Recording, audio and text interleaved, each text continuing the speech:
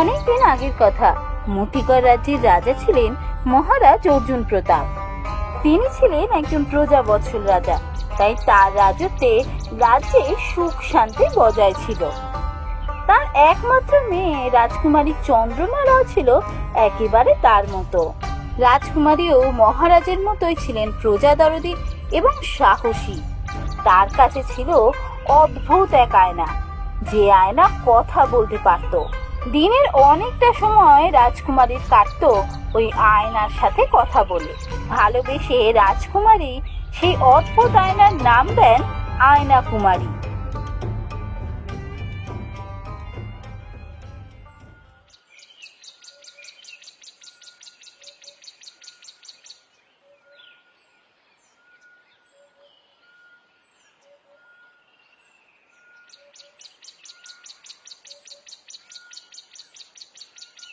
সুপ্রভাত আয়না কুমারী, কি করছো?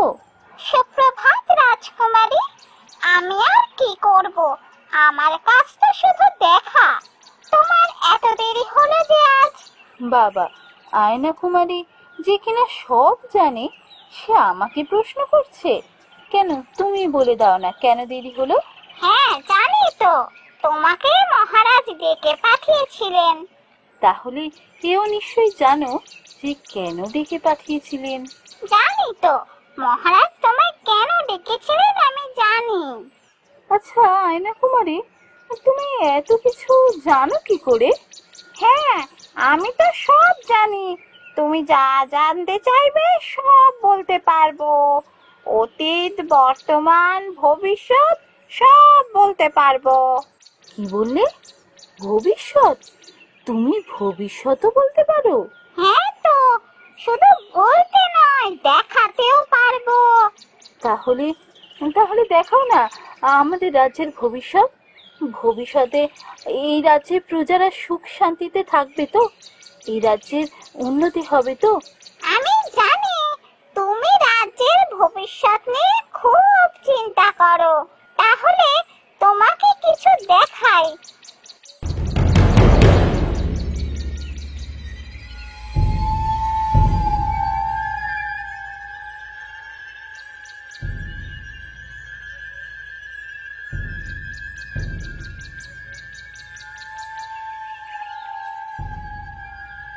কি এইসব কি দেখলাম? রাক্ষস রাক্ষস আক্রমণ করবে আমাদের রাজ্যে? না না, এটা সত্যি হতে পারে না। আয়না কুমারী, এইসব তুমি কি দেখালে? যা দেখিয়েছি একদম ঠিক, সব সত্যি। আর এটা খুব শীঘ্রই ঘটতে চলেছে রাজকুমারী। ঠিক আছে, তুমি আমাকে আগে থেকে সব জানিয়ে দিয়েছো, খুব ভালো হলো। আমি পিতাকে সব জানিয়ে আসি। পিতা যাতে সৈন্য সামন্ত নিয়ে একেবারে প্রস্তুত থাকেন। তা করে কোনো লাভ হবে না রাজকুমারী।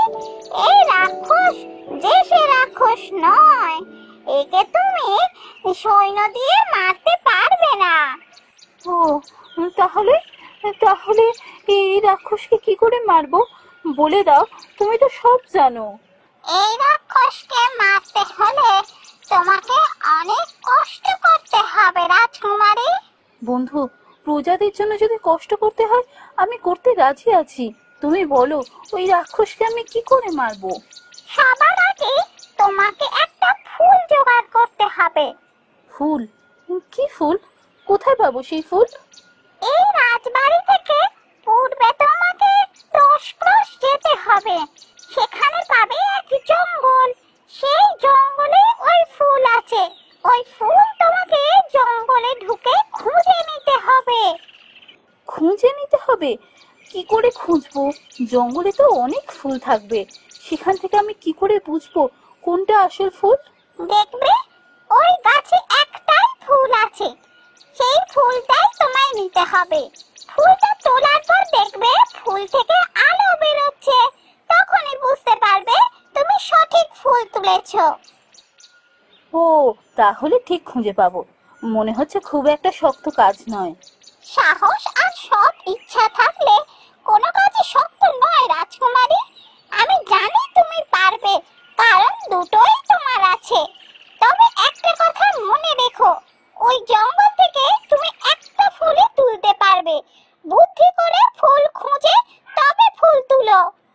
বুঝেছি, কাজটা মোটেই সহজ নয়। ঠিক আছে, আমি ঠিক সেই ফুল নিয়ে আসবো। তারপর বলো, তারপর কি করতে হবে? আগে ফুল নিয়ে এসো, তবে পরের কাজ বলবো। এখন বলতে পারবো না। ঠিক আছে, আমি এখনই বেরোচ্ছি। ওই ফুল আমি খুব শিগগিরই নিয়ে আসবো।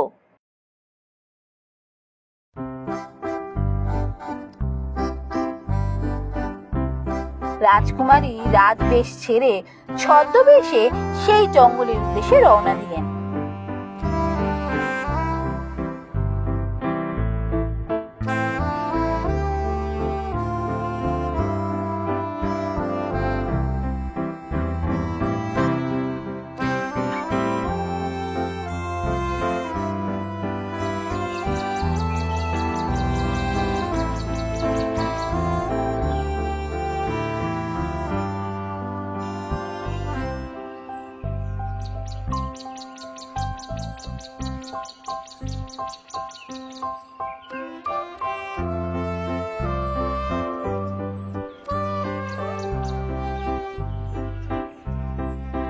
এই তো, এই জঙ্গলের কথাই মনে হচ্ছে বন্ধু বলেছিল। এই জঙ্গলেই পাবো সেই ফুল। জঙ্গলে কিছুদূর এগোনোর পরই রাজকুমারী পড়ল ভয়ানক বিপদের মুখে।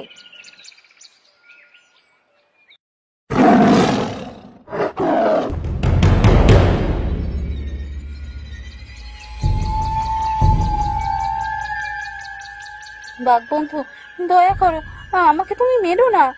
আমি ক্ষুধার্ত, আমার ভীষণ খিদে পেয়েছে। আমি তোমাকে মেরে খেয়ে আমার খিদে মেটাবো। বন্ধু, এই জঙ্গলে আমি বিশেষ প্রয়োজনে এসেছি। তুমি যদি আমায় এখন মেরে ফেলো, আমার রাজ্যের সমস্ত মানুষকে রাক্ষস মেরে ফেলবে। দয়া করো, আমাকে এক্ষুনি মেরো না। তোমাকে মারলে রাক্ষস তোমার রাজ্যের মানুষকে কেন মারতে যাবে? আমি যে রাক্ষসকে মারার ফুল নিতেই এই জঙ্গলে এসেছি বন্ধু। আমি যদি ফুল নিয়ে ফিরে যেতে পারি, তবে আমি রাক্ষসকে মারতে পারবো। আর তাহলে আমাদের রাজ্যের অনেক মানুষ বেঁচে যাবে। আমাকে দয়া করে এখন মেরো না। আমি কথা দিচ্ছি, আমি এখানে আবার ফিরে আসবো। তখন তুমি আমাকে খেও। বুঝতে পারছি তুমি প্রজাদের খুব ভালোবাসো, তা দেখে আমার খুব ভালো লেগেছে। ঠিক আছে, আমি তোমায় এখন খাচ্ছি না। আমি বুঝেছি তুমি কোন ফুল নিতে এসেছো, কিন্তু তোমাকে সঠিক সময় ফিরে আসতে হবে, না হলে কিন্তু আমি তোমার রাজ্যের একজনকেও ছেড়ে দেবো না। না না, তার প্রয়োজন পড়বে না। আমি ফিরে আসবো, আমি ঠিক ফিরে আসবো। আমি কথা দিচ্ছি, এখন আমায় যেতে দাও। ঠিক আছে, যাও। এখান থেকে সোজা উত্তর দিকে যাবে, তবেই সেই গাছ পাবে। যাও এখন।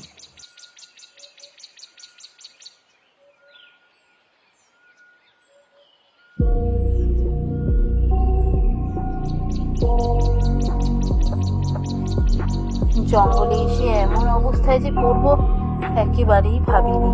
কি আর করব, কথা যখন দিয়েছি ফিরে তো আমায় আসতেই হবে। কিন্তু তার আগে আমায় আমার দায়িত্ব পালন করতে হবে। বাঘের কথা মনে পড়ায় বিষণ্ণ মনে রাজকুমারী সেই ফুল খুঁজতে লাগলো।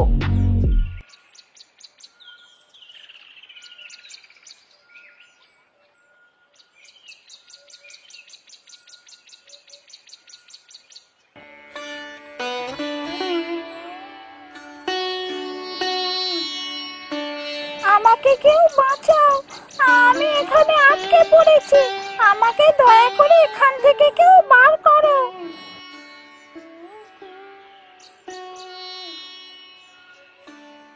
কে একজন সাহায্যের জন্য বলছে, কিন্তু কে সাহায্য চাইছে? কাউকে তো কোথাও দেখতে পাচ্ছি না। ও মেয়ে, শুনছো? এদিকে দেখো, গাছের ওপর আমি একটা প্রজাপতি মাকড়সার জালে আটকে গেছি। আমায় এখান থেকে বার করো।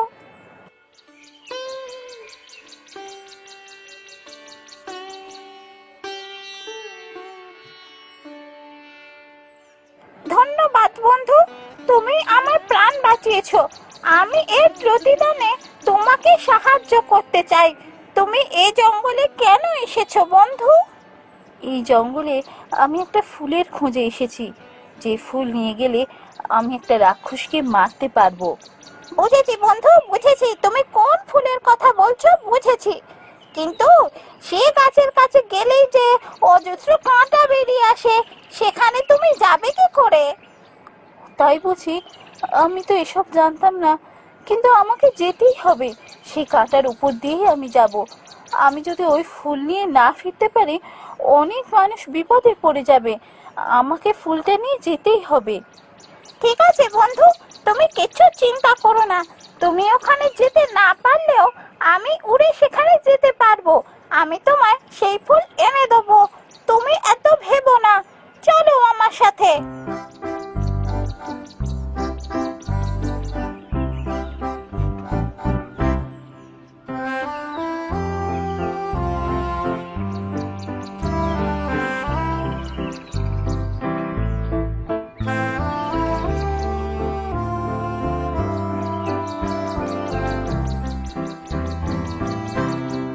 রাজকুমারী অবাক হয়ে দেখতে লাগলো প্রজাপতি সেই গাছের কাছে যেতে মাটির তলা থেকে অজস্র কাঁটা বেরিয়ে এলো।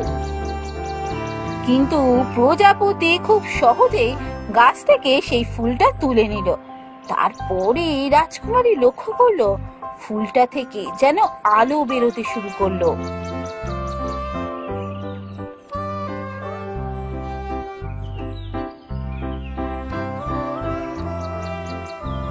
ধন্যবাদ প্রজাপতি বন্ধু, তোমার জন্য আজকে এই ফুলটা পেলাম।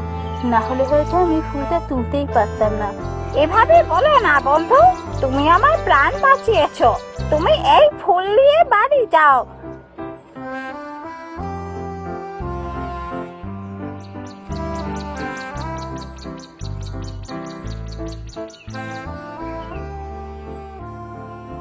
বন্ধু, এবার বলো, ফুল তো নিয়ে এসেছি, এরপরে কি করতে হবে?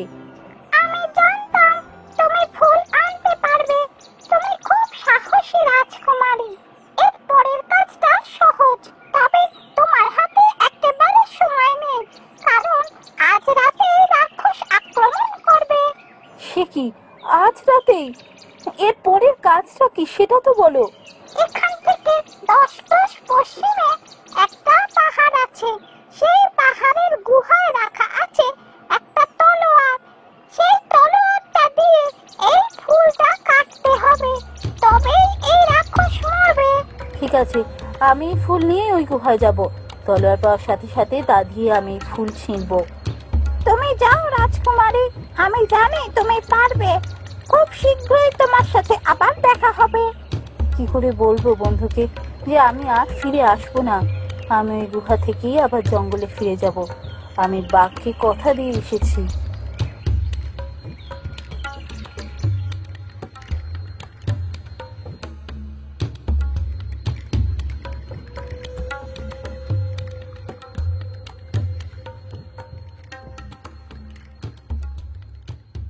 এই তো, এই তো সেই গুহা।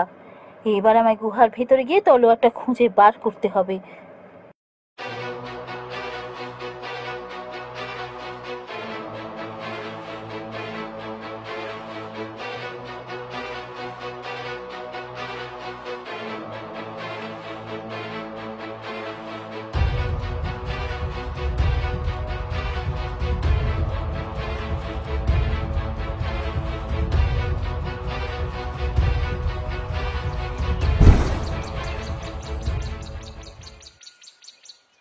আমি আমার কাজ শেষ করেছি।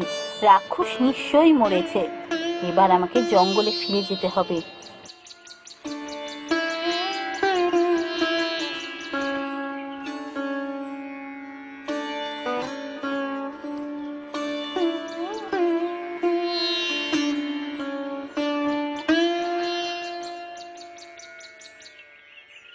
বাঘ বন্ধু, বাঘ বন্ধু, দেখো আমি এসেছি।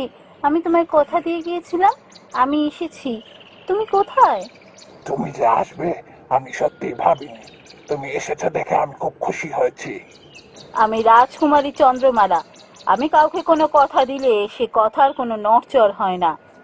ভালো কথা, তবে তোমাকে মারতে আমার কষ্ট হচ্ছে। তুমি আমায় বন্ধু বলেছো, তোমাকে আমি চিরকাল মনে রাখবো। তাই আমি চাই তুমি একটা ফুল আমাকে দিয়ে যাও, যেটা আমার কাছে তোমার স্মৃতি হয়ে থাকবে।